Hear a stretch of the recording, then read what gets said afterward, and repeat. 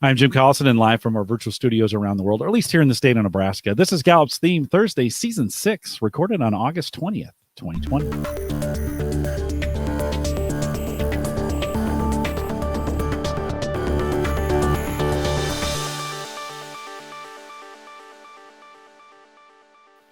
Theme Thursday is a Gallup webcast series that dives deep into the CliftonStrengths themes, one theme at a time. This season based on developing teams and managers with CliftonStrengths, and today's theme is strategic.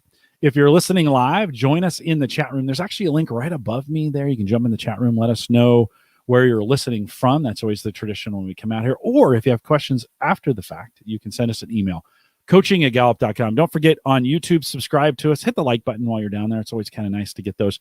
And if you want to listen to us as a podcast, you can just search Gallup Webcast on any podcast platform. Micah Librant is our host today. She's a senior workplace consultant with me here at Gallup. Micah, always great to see you. Welcome back to Theme Thursday. Thanks. I am so excited to talk about the theme of strategic today, especially because we get to talk about it in a way that isn't just defining the theme, but it's really talking about how does strategic amplify the strength of a team. So throughout this entire season, we've been talking about strong themes leading to stronger teams and using the 5 truths of strong teams to describe how each one of those CliftonStrengths themes contributes to a better team. Today, I've noticed already in the chat that strategic, this is proving a theory I have, tends to be one of those themes that people don't like seeing lower on their profile, probably because we have an overinflated definition of what strategic means. Not that we think it's better than it is, but we use the word strategic to describe good thinking in general. I hope that today you leave this understanding that the theme of strategic is neutral. It's not going to make you successful or keep you from being successful, just like the rest of the 34 themes. But it is a very specific way of thinking that does contribute to the strength of a team, and that it's great if you have it high like I do, because I have it number 1. But it's also not, a lack of strategic is not going to keep you from being a leader, and it's not going to keep you from being a thinker. So there's my take on what's going on in the chat right now. But let's talk about what this really means. The goal of season 6 is to be able to say not just what domain does this theme fall into, but how does it contribute to the strength of that domain and the strength of that team. The short definition of strategic: you create alternative ways to proceed. Faced with any given scenario, you can quickly spot the relevant patterns and issues. So we'll unpack strategic today across these 5 truths, the first of which is conflict does not destroy strong teams because strong teams focus on results. And what does focus on results mean for strategic? Strategic doesn't just describe someone who thinks critically. It describes a specific type of thinking and a speed of noticing patterns. I think one particular hallmark of this theme is the critical pattern of what if and if then. So somebody with high strategic really quickly assesses possible options and then follows those that are most viable for the situation. Focusing on results for somebody with high strategic happens backwards. They start from where we need to be and then kind of meander backwards on how best to get there. One of the best ways that people with high strategic can so quickly spot the plans that will work is their natural habit of clustering and theming patterns in their brain. They notice patterns. So in conflict, to get back to this truth, it can be really helpful because they can name the patterns in a conversation. They can bring people up a level and talk about large themes that are happening in that conflict and not as much about the individuals who are bringing those patterns to the surface. That is so helpful to understand that. You have it 1, I have it 12. This is one I think I could think about more. So as we dig in on this, I do this more than I realize, but I don't ever really kind of focus on it. So Micah, what would be some advice if I were to think about in the future how I could track progress on how I'm using this? Yeah, how would I do that? I think strategic tracks progress by a lot of it is that idea of they discard the patterns that aren't working. And so they can, sometimes people with high strategic can help you release the grip that you have on prior commitments in favor of new realizations. Nothing in nature happens in a straight line, and neither does human progress.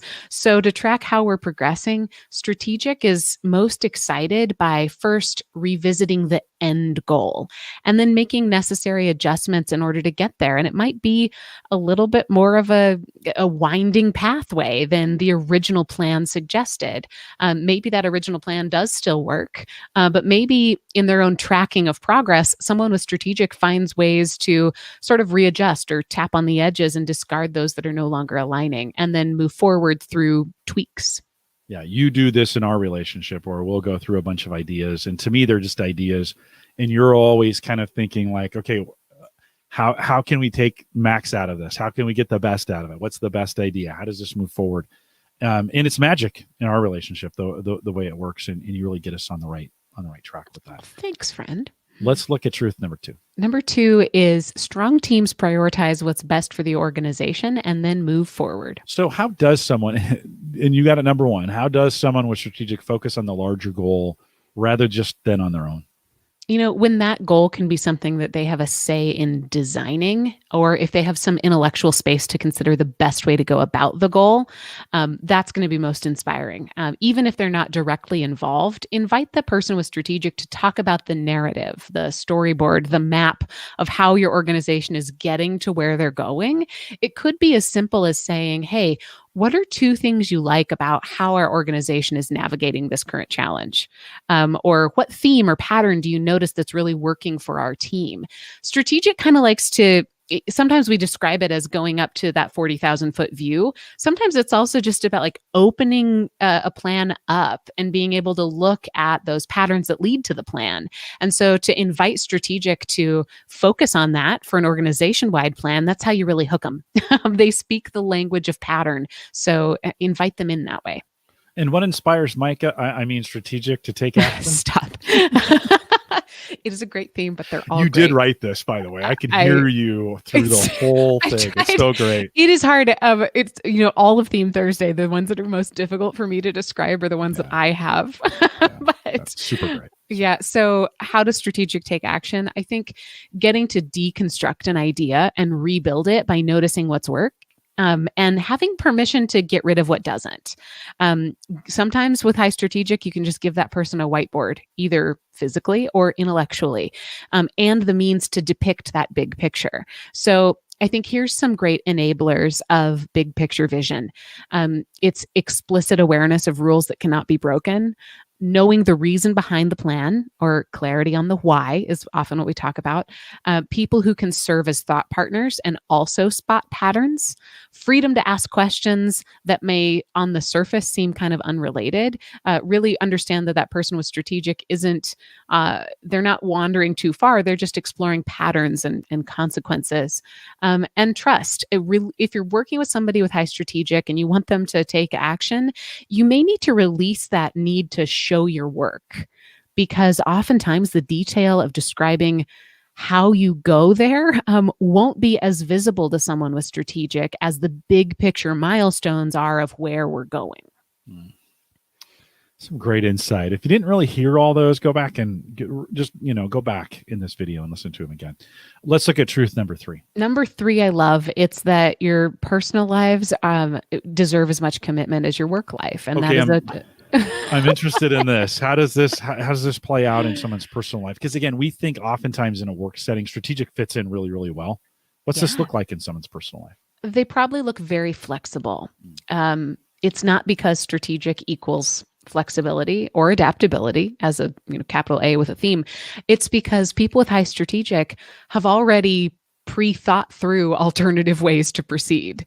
You might think about it as like a cooking show where it looks like I just popped this cake into the oven and now it's beautiful and brown on the edges, but I also had 7 other cakes all ready to show you.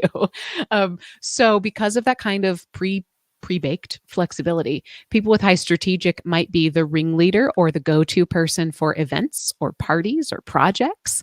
Their attention to seeing how all the pieces fit together means they can serve that role that ties all the individuals into one whole.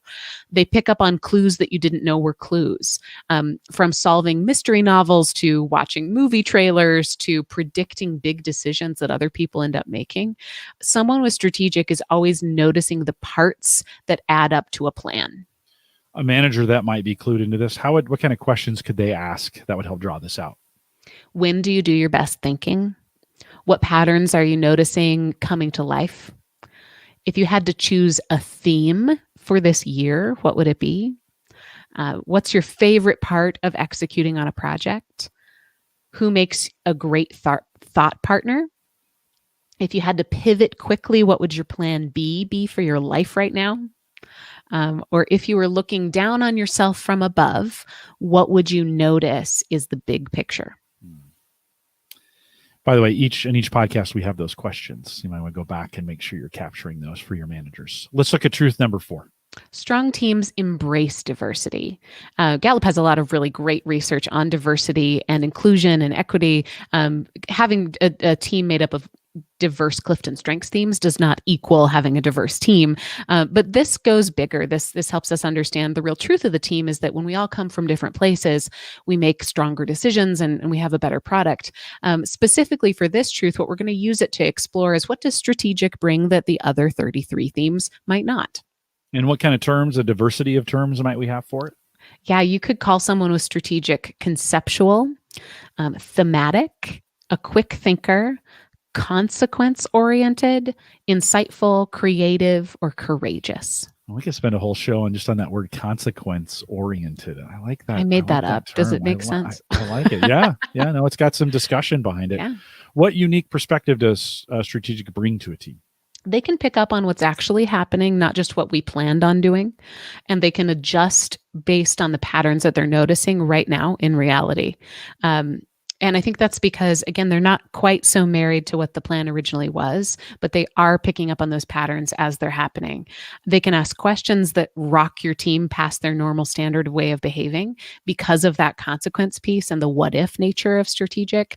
And they can very quickly think toward the direction of a plan. How do we move forward? What do we need to do next?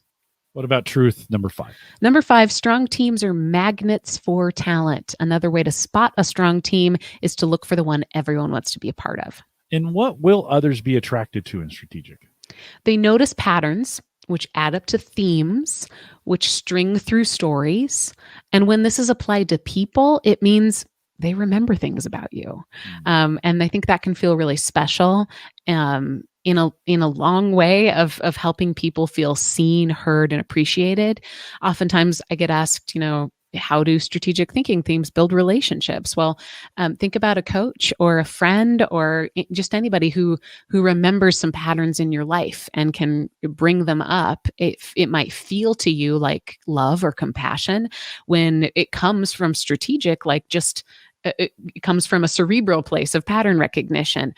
Either way, it builds that kind of bond that I think is really attractive. Yeah, and you've played that role in our relationship of remembering those things, of bringing those things back, which has made it so powerful. How would you describe the gift that strategic brings to a team that others want more of? Well, I tried not to use a common phrase, but this one just makes so much sense. So it's the ability to see the forest through the trees. If you're getting lost in something that feels really big and blinding, run it by someone with strategic and get their take. You don't have to ask them to own the project. Just sort of vomit the situation and let them pick up the pieces. Better yet, ask them to ask you more questions about how this big thing is playing out in your life. They might be able to help you notice a trend, and they might also help you reevaluate which aspects of your current challenge are most important and which ones aren't. Okay, this is the last time we're going to do this. Let's review the 5. The 5 results, not conflict. Do what's best for the organization and then move forward. Work and personal lives are equally important. Embrace diversity. Magnets for talent. These have been great this season, and saying them every episode has really helped me as a coach and team facilitator, because I can help describe what's working on a team and where a team is struggling, not through their makeup of strengths, because we don't know that there's a dream sequence for what you should have on a strong team, but we do know that 5 teams have these as outcomes. So you can think about doing that in your work as well. Super great. We've been spending some time this season and last through with some talent mindfulness exercises. You have another one lined up for us today. What do you have? Today's exercise is an intersection of physical and mental. We're going to call it mindful. We're going to merge together a body scan with an imagination scan. And while this isn't specific to the CliftonStrengths theme of strategic, it certainly is a tasty nugget of an experience if you consider yourself a thinker.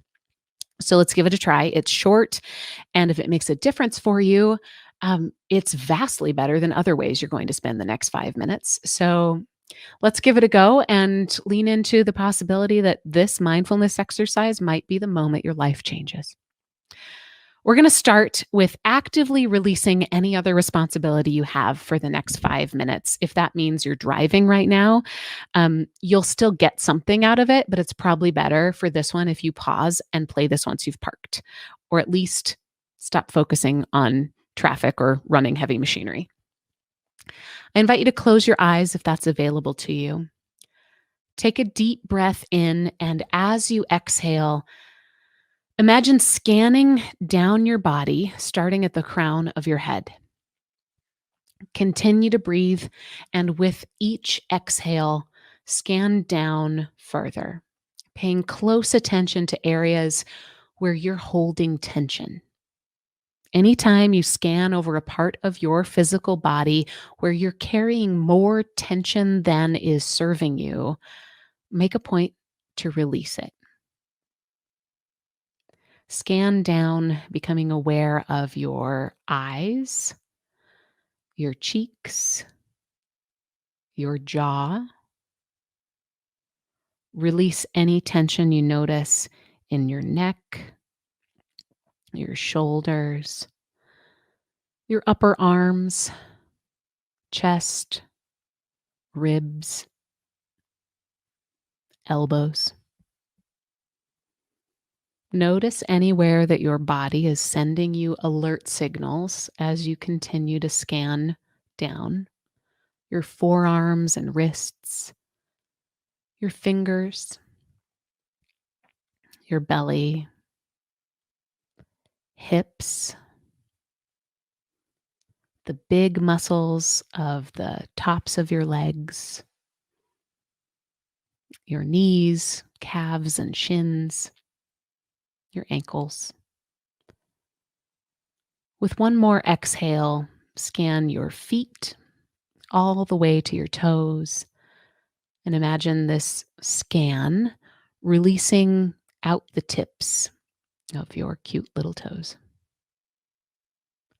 This is a great exercise to bring awareness to things we tend to ignore and we tend to let pile up throughout our day. And just as coaching does this for our talents, our natural ways of responding and sensing, the filters we have that attract us to certain areas of potential. This body scan we just did can help alert you to where you're carrying tension, where you're in need of a release. We're going to do a talent scan next to bring your attention to patterns that need a similar active release. You can think about this exercise as clearing the way of all the clutter so that your talents can really show up. I'd like you to think about the past 24 hours from where you were exactly one day ago to where you are right now in this very moment right here with me. Start with a breath in And exhale as you begin to scan your day. Anytime you come across tension that could be released, even if you don't feel ready to let it go, for now, just let it go. We're exploring the mental equivalent of relaxing your jaw or loosening your grip. Think about what you were doing at this time yesterday, and then let's scan chronologically through the interactions you had. What happened after this? How did your workday end? What was your evening like? What tension are you still carrying from how you ended your day yesterday? Continue to breathe and replay your night, the way you woke up today.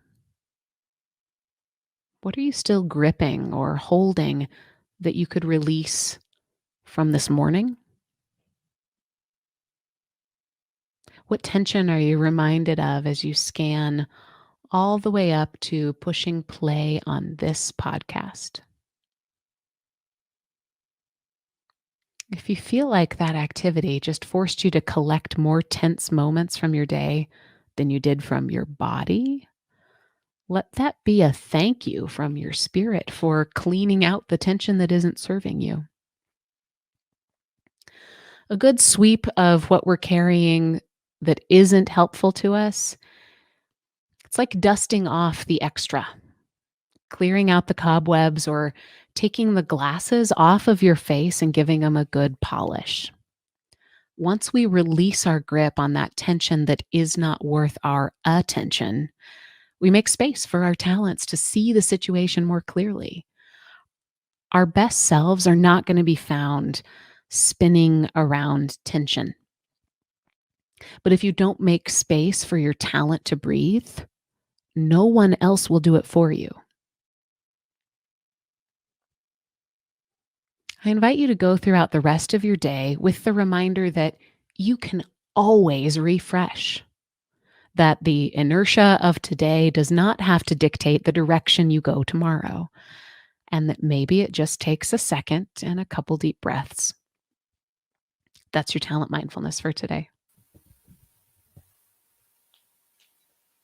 Nice one to end on.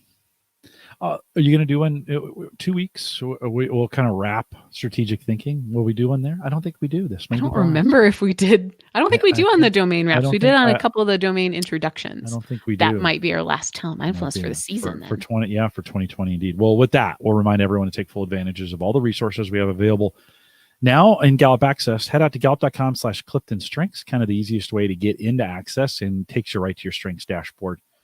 Where you can see all the reports that are available to you, lots of resources available as well. While you're there, all our webcasts, all the transcripts, all these things are there. Spend some time getting to know it so you know how to get back. Search for Clifton Strengths on YouTube, and you can find us there. You can also, any podcast app, just search Gallup Webcasts. If you have any questions, send us an email, coaching@gallup.com. Find us on Eventbrite for all these future events. We got a bunch we're planning for 2021. Get signed up on Eventbrite, gallup.eventbrite.com, create an account, and follow us there, and you'll get a notification every time I release something new. If you want to join us in the social groups, the social communities, the inner tubes, head out to facebook.com/group/call-to-coach. And of course, on LinkedIn, search Clifton Strengths Trained Coaches, and I'll let you in that group as well. I want to thank you for joining us today. If you found this helpful, share it. Yeah, just do that. Just share it. Share it with a friend. Share it with a neighbor. Share it with your parents. We'd love to have you back here in 2 weeks as we kind of wrap up to the strategic thinking domain. Thanks for coming out. If you're listening live, hang around for just a smidgen of a post show. With that, we'll say goodbye, everybody.